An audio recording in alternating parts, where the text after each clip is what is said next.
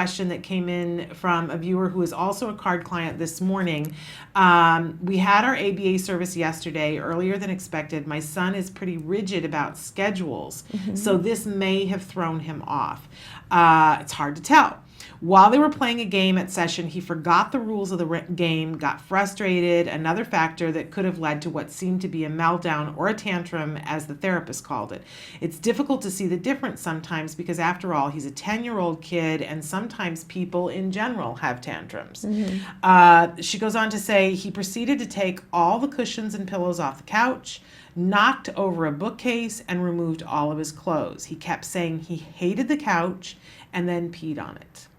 The therapist eventually got him to get all of his clothes back on, replace all of the items on the bookshelf, and even got him to clean up the couch. But I was told not to mention the void on the couch to him, as they feel that this may be an attention-seeking behavior.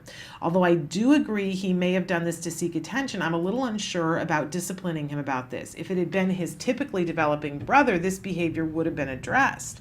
Why shouldn't I address this the same way with my son?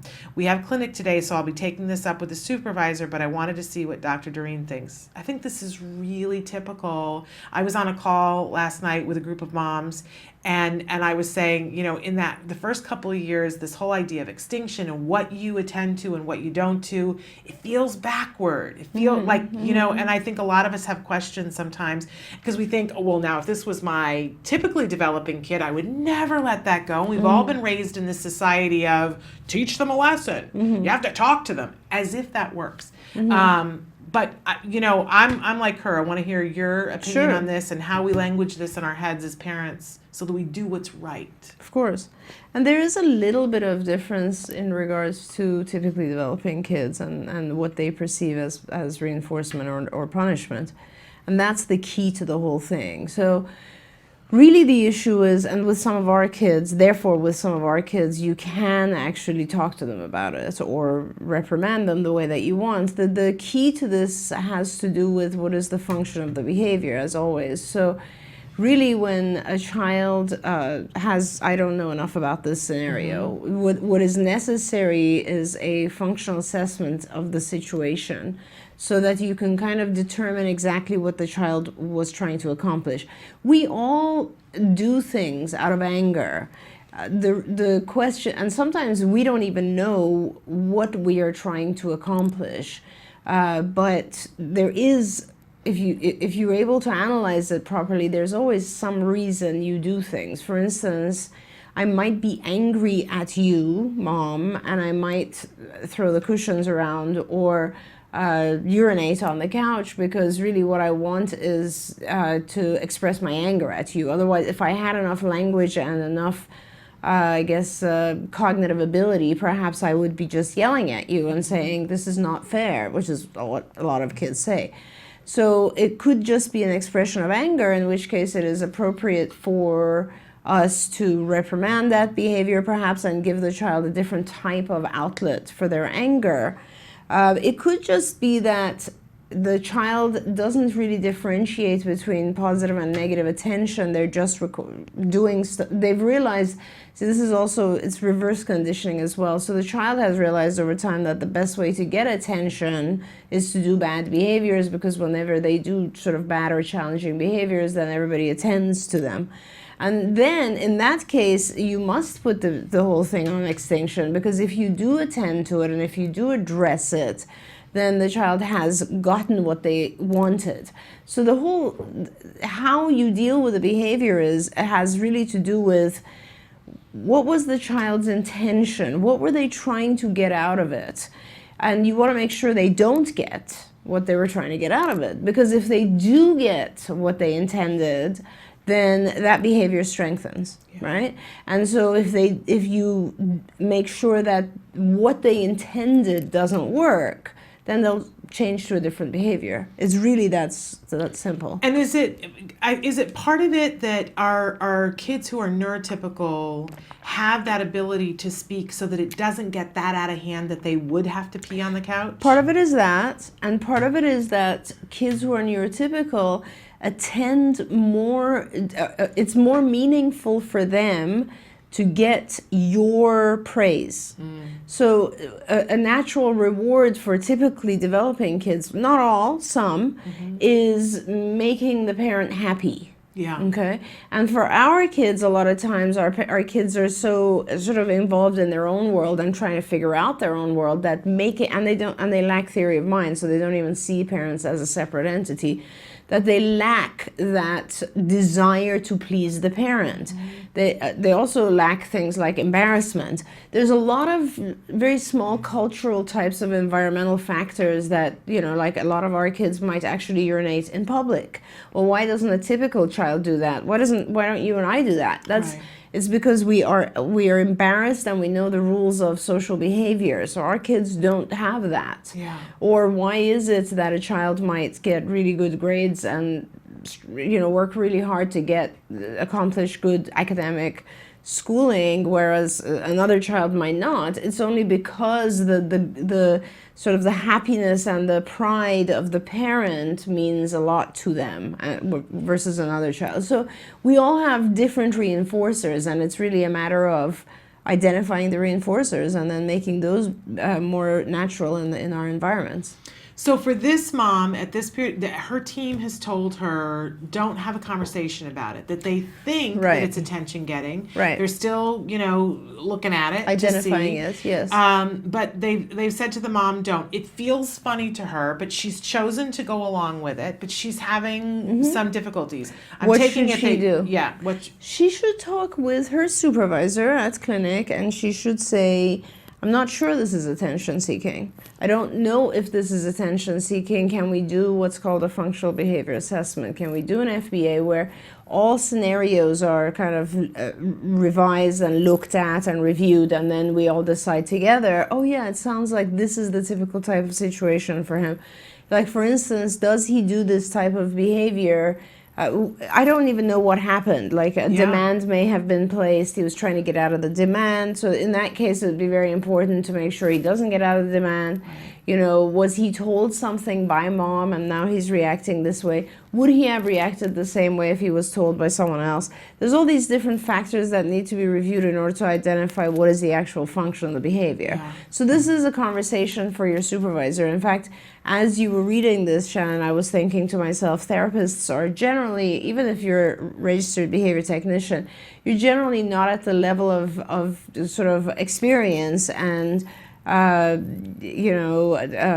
guess education even to really be able to do an FBA. A supervisor, though, who's board certified will easily be able to do an FBA and establish for you what the function of the behavior was.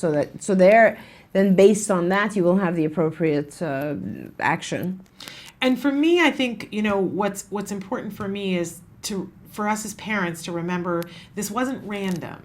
No, not at all. No behavior is random, right? Everything is always because of something.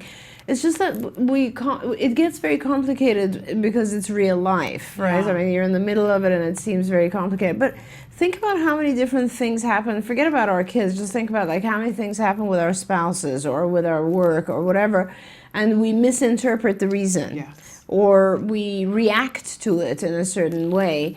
And something becomes a pattern, let's say with the spouse or with the boss or something like that.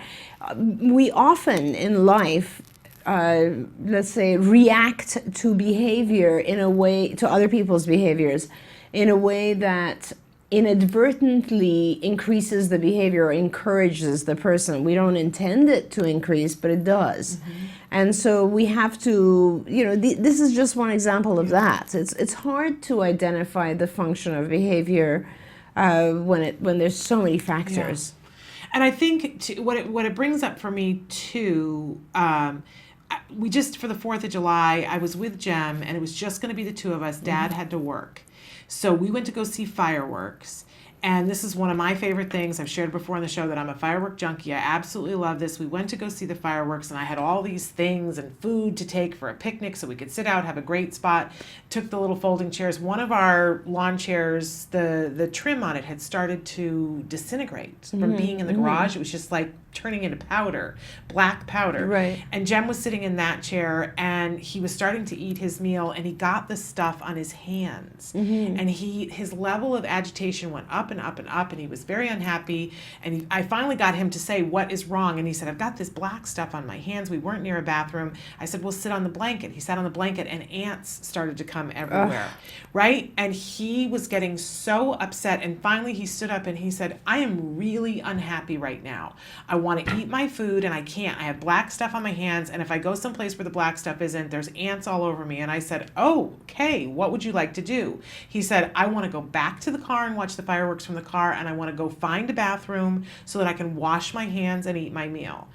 And I had a moment, and I praised him up and down, and I said, that's a good plan. Thank you for telling me what you're feeling. Yeah. But I knew for sure if this had happened 5 years ago, that isn't because what would have happened. Because he wouldn't be able to, not only would he not be able to express it, he probably wouldn't even be able to problem solve it. I mean, No. that was pretty amazing problem solving. You realize that most teenagers, typically developing I have a teenagers, hard time with this. What are you talking would about? not be able to express all of that. I Yeah. mean, those are some really amazing things he But did there. I sat there for a moment and I thought, okay, when he was 7, this would have been a full-on meltdown, and I wouldn't have known what the problem was. Right, I would right. have been completely oblivious and been like, what happened? We were at the fireworks. Right. He loves this. What? I would have had no way of knowing that it went from this to the ants to, I would have had no way. And it is a testament to how important it is that our kids have some form of functional communication. Yes. And that we work on it so that when those kinds of situations come up, that they have a way of communicating, I am unhappy, I am uncomfortable, I don't feel well. Right, This right. doesn't work for me. Stop what you're doing for a minute. Absolutely. That it makes such a difference. And also, you know, it actually also goes to show how important it is for parents and therapists and teachers and people who work with our kids or deal with our kids to be able to see the world from their perspective. And kind of, if they're not able to express themselves, which not only are they often language delayed, but this is a very high level of reasoning for Yes, a child. You know, it's absolutely. not expected of a young child to be able to say, oh, by the way, the reason I'm frustrated is X, Y, and Z, you know? So we have to be able to predict those things in our kids. And I know with my kids, I know that all 3 of them so well that I know exactly which scenario will irk which one, you know, like in which way will they be upset. But the thing is then to, once you've identified that, to kind of also have clear in your own mind as a parent, let's say, or as a provider or as a caretaker, what is okay to allow because he's frustrated and what's not okay. Yeah. So because once, you know, the other side of this, Shannon, is that a lot of times as parents we tend to see things so much from the perspective of our children that we spoil them. We literally let them get away with everything because we feel they're frustrated or irritated. And that's not what I'm saying. What I'm saying is see the world from their perspective and then assist them in behaving properly so that they can access all of the regular reinforcers in the world. Assist them to understand when they need to calm themselves down and when things are okay and not okay, but maintain a healthy set of rules. Absolutely. And I just want to bring that up because that's where we want to get to. Yes. Where you are right now, though, a good plan going into clinic today. Have them to Definitely the talk FDA. to the supervisor. Okay, yeah. the next question that we had, it's just so sweet. It's from an individual who is on the autism spectrum who has written in and said, I just got invited to my very first ever sleepover with 2 of my friends and with their parents. This is the first time I've been away from my mom. I would like your best advice for sleepovers for autism, and thank you. Isn't that just so sweet? Yeah, that is awesome. Do we have any idea of age? We don't know age. Right. And I know that makes a difference, right? Right. But, I mean, it's very hard to give any advice. I don't have any concept of this individual's strengths and issues, concerns, fears, and so on. And so perhaps it would be helpful if you wrote back in and gave us a little bit more information about the things that you're worried about in regards to a sleepover, because you know, there are so many different things I've found over the years with my own children, from one of my kids who's actually probably the most like incredibly silent and quiet and calm, worries that used to worry that if they went on a sleepover, they would snore or something, and other kids would make fun of them. And there's so many things that our kids worry about that are not really real, and they don't need to worry about. But so I don't know what it is that concerns you as an individual going to a sleepover.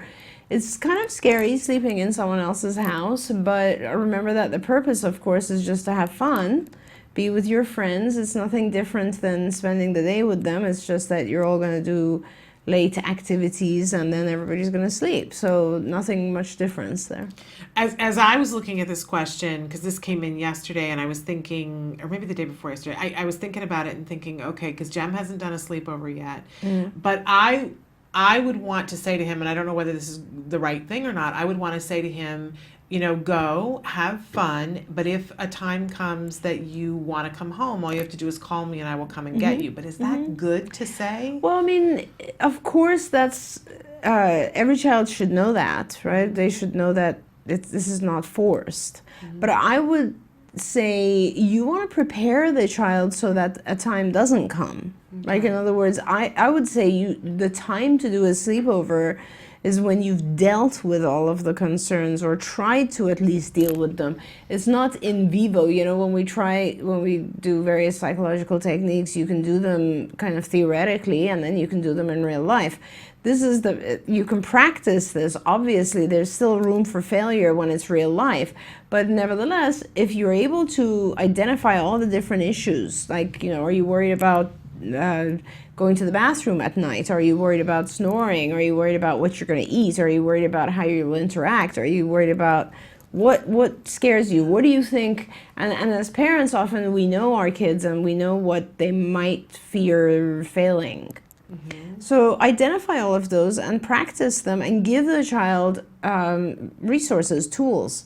Like, if this should happen, then do this. Like, if you're overwhelmed, maybe go for a walk outside, or ask if you can go to the backyard and calm down. If you don't like the food, or the food is something, then just here's some extra food you can take with you. Like, there's a lot of stuff like that.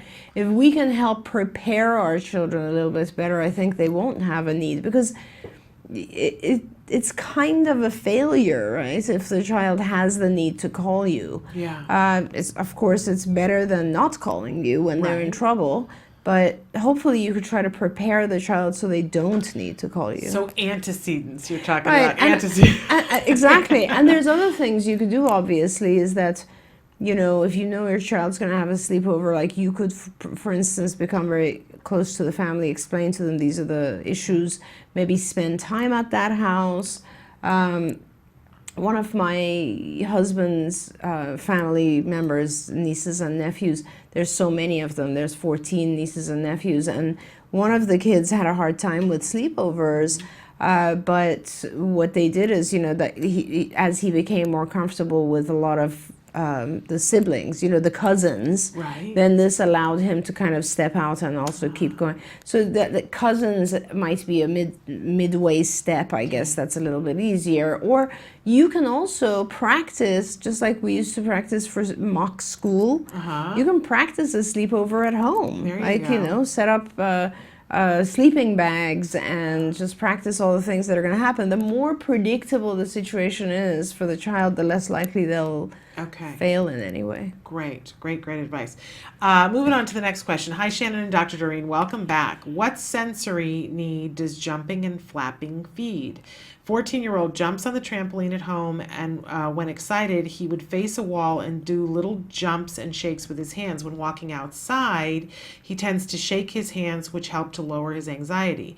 If he holds an object, he would skip, jump, and shake the object. Super cute. And we need ideas. Thank you for all your advice, which has propelled us. That's nice.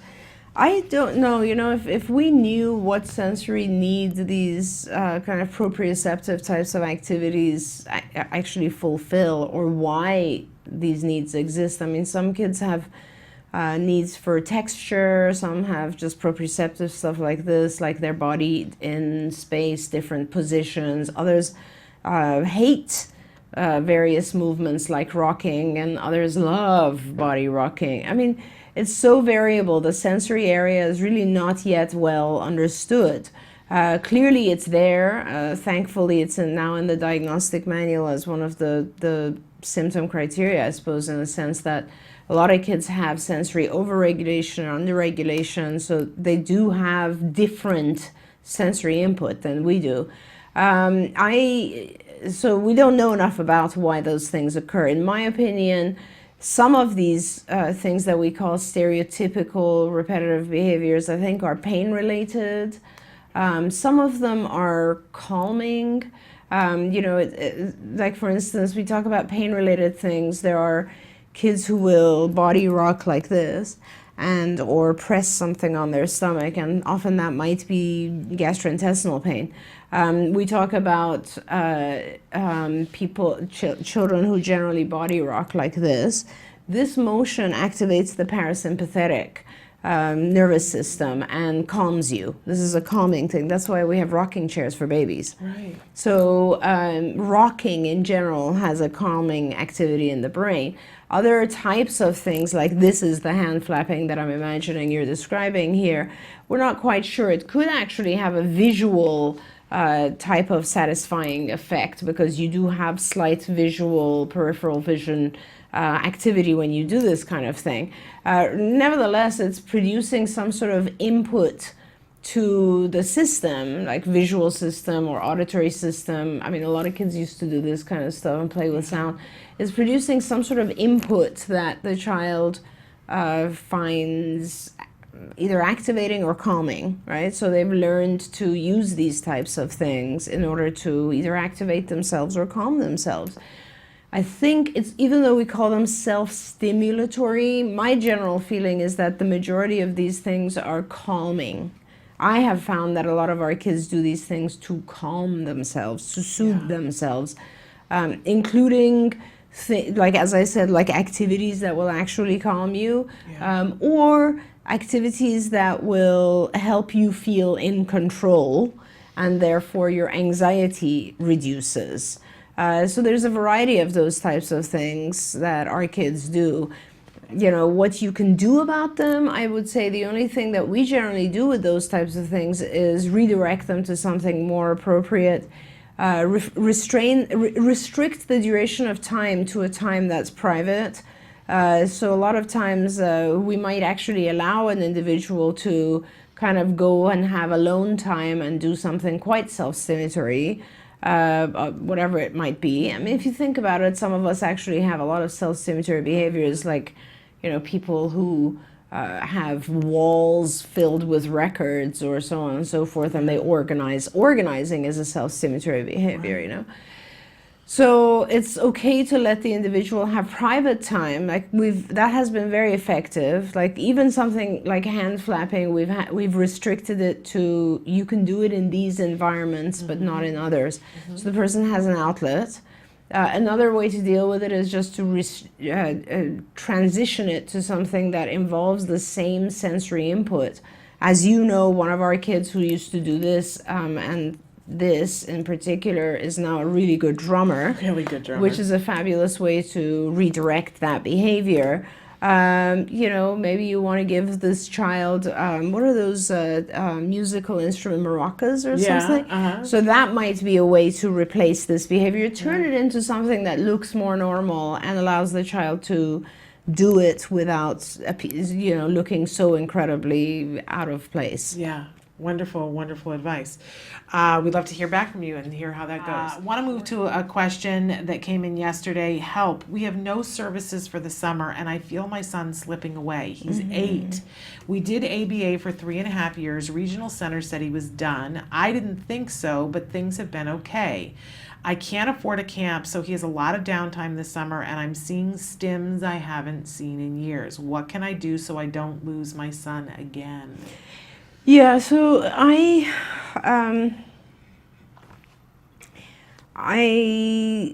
would definitely get an assessment done. I would not necessarily, okay, so if you think about it, the funding source, no matter who they are, whether it's an insurance company, regional center, or anybody else, is motivated to reduce the amount of money they spend on this because they all have budget cuts and they're all trying to maintain a certain amount of sort of budget and reduce the budget every year. So there's a conflict of interest there. So if you were in their place, I mean, I'm trying to say this very carefully because I would think that if I worked for a regional center and I was constantly told that I need to reduce the budget, then obviously I would probably try to find children who I could take out of the system as soon as possible. This does not necessarily mean that the child is completely done. So it would be important, I think, for you to get an assessment done by someone other than the representative of the regional center, and the regional center would have to pay for that, by the way. So that you can actually identify if your child does need services. So I would go back and get the caseworker from the regional center and say, he's not done. I'm worried. He's had a lot of downtime, and I am seeing self-stimulatory behavior come back that I haven't seen in a long time, and I need help. So they would then, and you need to be very persistent with this because it doesn't sound like your child has a lot of issues, but you probably need to persist as much as possible in order to get some attention and get someone to actually give you some more funding at this point. Other things you can do, for instance, are you can try to get insurance funding, obviously, for maybe more lighter activities like summer camp programs that are specifically for children who are high functioning, have just come off of the spectrum or such. You can certainly get in touch with a provider, and then the provider would assess your child and get the funding from regional center. So these are kind of ways to go about it. But I think if you personally as a parent feel that there's something going wrong, then I would address it. I wouldn't ignore it. And in the state of California, in all likelihood, you probably do have insurance funding now. Yes. Yes, in most states we do now. Yeah. And in the meantime, while they're going through getting the assessment, they could be using skills as well, correct? Absolutely. Of course, you can go through skills and you can look at some of the much higher level areas of the curriculum. You can look at the Skills Advanced Cognition program, actually, and kind of go there. Yeah. Okay, wonderful. Question that just came in. We're checking to make sure that the live feature is working, and it is. Question for Dr. Doreen. While ABA services have brought my son many new skills, there is a part of me that feels that his attention span has worsened. Are there any card programs aimed at improving attention span and focus? Please tell me what such a program would look like at the beginning and through its evolution, and thank you. Yes, of course. So yes, there are, one of our curriculum areas is called executive functions, and there's a whole section under executive functions in our program called attention, and that consists of many different lessons. So an example, there's different types of attention. So ABA should not cause a decrease in attention. It should improve attention abilities. It's possible that it looks like your child is attending less, maybe because they have more to attend to. The more we have to attend to, the harder it is. Like, for instance, right now, I have to attend to the question that's coming in. I have to pull from my general knowledge in order to be able to answer that. I have to kind of attend to the camera as well as to you, as well as to Kelvin back there, if he tells me something. And I also have to, I'm kind of expecting an emergency, so I have to, so this is lots of different types of things that are involved in attention. Now, how do we do that? So we attend to generally the most important thing, that's called saliency. And that means that you're attending to the one that has to take priority over everything else at this moment. And that is, of course, the question and the answer that I'm giving. So all the other stuff that I'm attending to kind of fall in the back. And that is, part of one of the forms of attention. Another form of attention is sustained attention. So am I able to pay attention to this question for long enough to deal with it? A lot of our kids have a hard time with sustaining attention. They get distracted very often. Another one is just shifting attention. So the concept of being able to for instance, respond to this thing right now, but then also look and see that I have an important emergency take. That's a shift. In the child's situation, the child could be watching TV and mom calls, hey, can you do something? And the child has to shift their attention from TV to mom and then back. And that's a very important aspect of paying attention. There's many, many different aspects of attention. These, just a few that I listed right now, and many more are in our curriculum, and each one has its own lesson. For instance, the shifting attention one that I just talked about, we would have the child do something that is very highly takes over their mind, like for instance TV in a lot of cases for kids, or computer or something. And then we would start with like let's say our goal was to teach the child to be able to shift from the TV to the mom and back, right? And so then we would have the mom start by standing right in front of the child, perhaps even pause the TV and very loudly say the child's name. That would be step one, and as the child looked, then they would be rewarded, and then they could go back to watching TV. And gradually what you would do is you would reduce the loudness, the volume of mom, and you would also increase the distance of mom, so that actually what you are teaching the child now is to attend to the voice of mom, even if it's coming from the kitchen, and therefore know that they can attend to that and come back to this and nothing bad will happen. So it's kind of a shaping process, right? And so that's just one example. We have many, many lessons of how we focus on attention. And it's absolutely important. The better you are at paying attention and the more you know about all these different ways of attending, the better you do with everything you learn. That's just very important. And that's all in the executive functions curriculum of skills, correct? Yes, correct. A whole bunch of different things about attention. It's kind of fascinating to read through it, I have to say. It's a great section. It actually sometimes helps me also recognize stuff in my own typically developing teenagers. And it's funny because they talk about right now this generation, the millennials, and how they are multitaskers, right? Which really means that they are able to attend to multiple stimuli at the same time. And that I find that to be true. In fact, sometimes I watch, generally in the evenings, if we're doing something, all my kids are around me and we're all like have the TV on in the background, and I'll look around and all my kids have either their MacBooks open and their phone and TV, or at least their phone and TV. So it's kind of interesting. And if you go even look at how they study nowadays, like they will put their friend on FaceTime and leave the phone, so and their computer, and there's music. It's crazy. Even here at the office, all the younger people have multiple screens for their computers. Oh yeah, everybody has screens. And they're moving things to different screens, and that kind of, I go, what's happening? What are you doing? It's pretty amazing.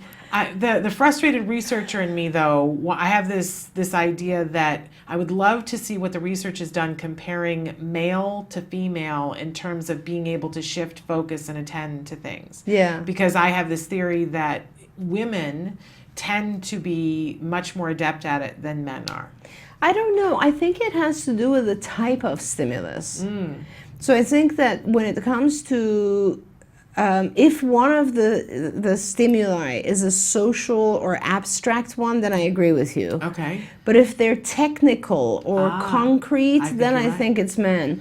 Like I look at my son, and he does certain things that I would never be able to do even with practice. I think you're right. I never thought about it that way, but I think you're right. Kelby, in terms of how he runs the board and is able to attend to 38 things at the same time, and I couldn't. Yeah, right. I couldn't do that. Yeah, exactly. But my mother used to be able to knit, read a book, and watch television, and educate her children all in the same breath and not drop a stitch. Absolutely. And could tell you what the plot of the book and the TV show were. That's weird. Amazing. Like I get honestly, Shannon, as time goes on, or as we age, I find myself more and more seeking solitude, right? As much as possible, and I absolutely adore my children, and they're on summer break right now, and I love to spend time with them. But there comes a time every evening where I honestly Just want sit to dial there. it down? I sit there in my room, and we have 3 dogs, and the kids yeah. are home, and there's construction in my house, and all this sort of stuff. And I think to myself, like, I wonder if it's possible for me to get like a secret apartment or some place that I can go that no one can bother me. Okay, but just mom to mom, I'm Yes. asking you this. When you get a period of time, like an hour by yourself, do you completely go, I need to go seek something out? Because I do. Instead of being like, ooh, I have time to myself, I go, well, what am I going to do now? And then I go find No. something to do. Okay. I mean, I also find stuff to do, but I enjoy it so much. Like whether I'm just vegging in front of the TV, or I'm cooking, or I'm cleaning some section of the house, or I'm organizing photos, or I'm working, or whatever it is, I so enjoy solitude. Like I really love the only stimulus being the one I choose. Yes. No, it's it's there's like something to be said for that. Yes, external stimuli are just way too much for me. I'm sure a lot of moms out there can relate Agreed. too. We don't ever get 5 minutes to ourselves. Okay, so I want to move on to another question here. This is a very interesting question. More and more people writing in about sensory processing disorder. I wonder how you would tell if your child has autism or just sensory processing disorder. We definitely have sensory processing disorder, just don't know what else to look for other than sensory issues that might mean he is autistic as well. Right. So the interesting thing is that, sensory processing disorder is kind of one of those names that we've made up that isn't in any book. Like it's not really a diagnostic criteria, it's just one of those things we talk about. And I think a lot of people have different levels of sensory processing disorder. It really is, keep in mind, first of all, that nothing is really a disorder unless it interferes with your level of daily functioning. Okay, so you can't really call it a sensory processing disorder unless it is so debilitating that it affects you in some way or another at work or with your family or so on. So we all have different sensory input abilities, right? Now, if it becomes, to some extent, it becomes a disorder if it causes so many problems that now start to affect other areas of life. For instance, this is a great example, I guess. If lights are so intrusive for you that it now starts to develop into agoraphobia, and you won't leave your house because that's the only area that you're comfortable with the lights in the house, and you will not go anywhere else because you're afraid of the lights that might be, and so it becomes debilitating, right? And now it really is a disorder. But it's not necessarily autism, right? It could be any other disorder which has now developed as a result of your sensory processing problems. Right. So now autism can also develop as a result of sensory processing problems, just like agoraphobia could, for instance.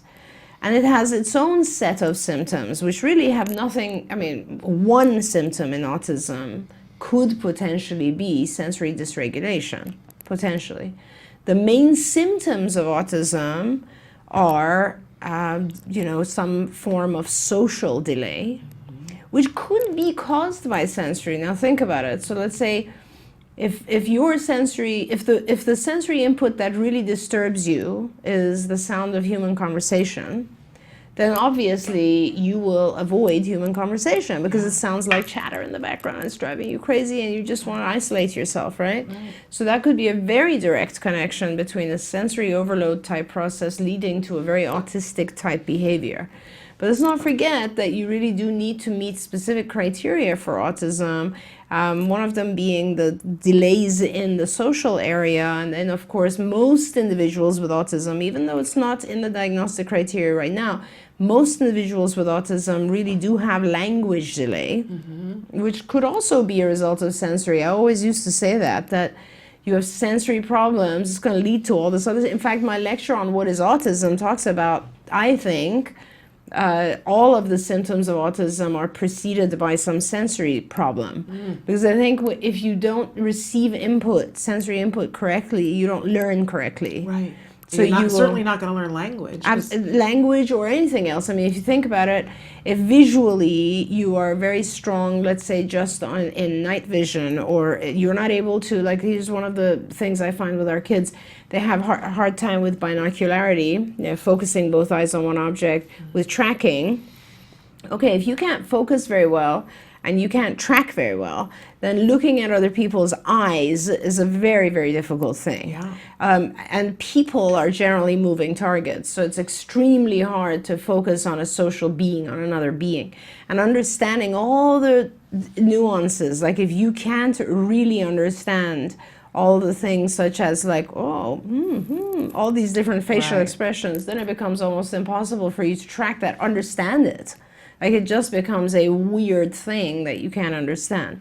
So in my opinion, sensory stuff does in a lot of, it is very possible that if you have all the symptoms of autism, most of them came from some sensory dysregulation. But the reverse is not true. Okay. You could have sensory processing issues that don't lead to autism. They're just there. They could lead to other disorders, or they could just be manageable.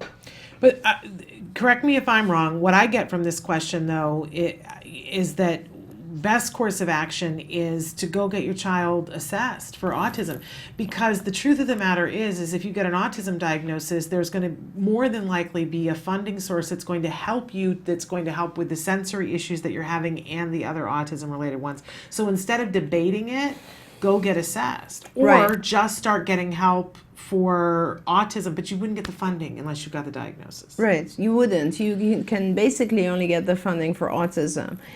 It is very important to get, if you are thinking that your child potentially might have autism, I would start by just looking online at the symptoms that are listed for autism. If they sound similar to you, don't use the sensory issue as an excuse to avoid looking at autism. Let me just say it that way.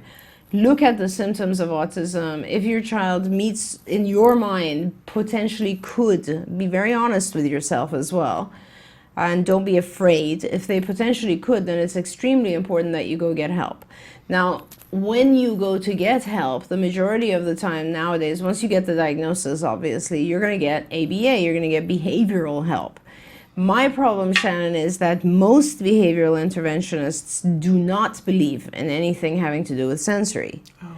So that's the problem. Yeah. The problem right now is that ABA really treats just behavior, just deals with behavior, but no one, and part of being a professional ABA person is to not worry about the cause or what's inside the black box, as Skinner used to say, and more just deal with antecedents and consequences if you modify antecedents and consequences.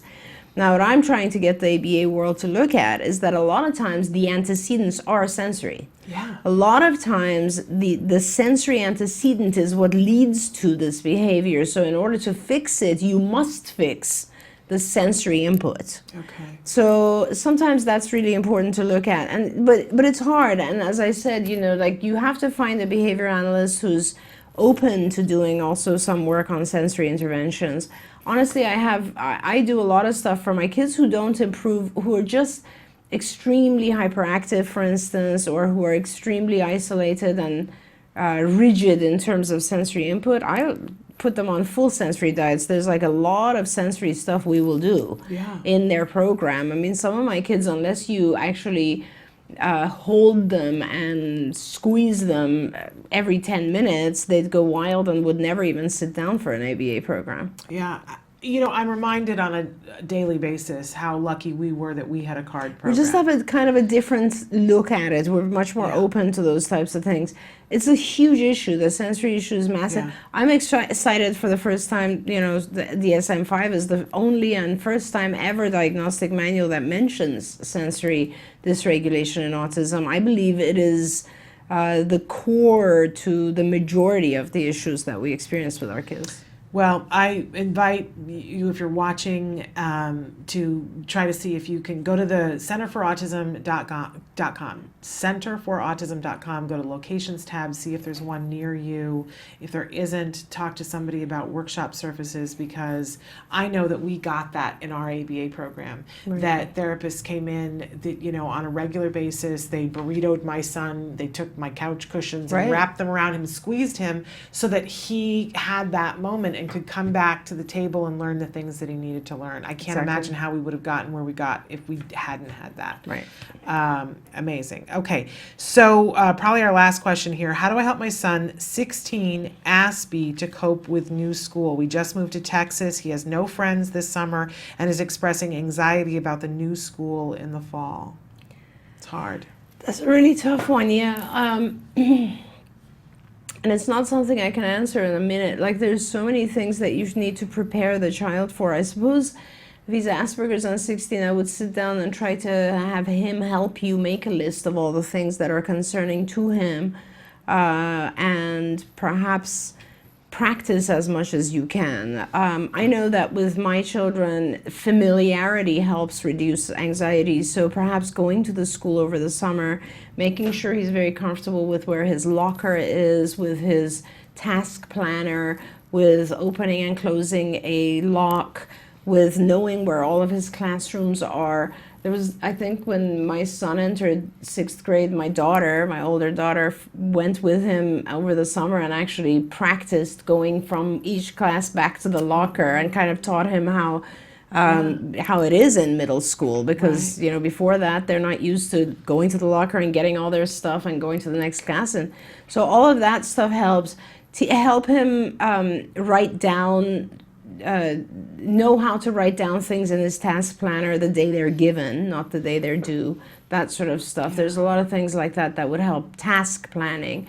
And then I would say, if you can help find getting access to some of the kids who are going to be in his classroom, and just perhaps introduce them before the school starts through the parents, if that's possible, or through other activities. Talk to the school and see if there are kids that are in certain clubs. There are certain clubs in school right now that are very good for our kids, for instance, robotics classes, groups and so on, or chess, or there's a lot of those types of activities that our kids excel at and love being part of. If you can make him part of something prior to school starting, that's probably the best thing to do. Ideally, if he can just connect with one other child, it's actually better than being part of a group. And, all of our kids go through this. It's very, very difficult. You should, I think, if you're concerned, you might want to have a real conversation with people at school, resources at school who could be helpful for this.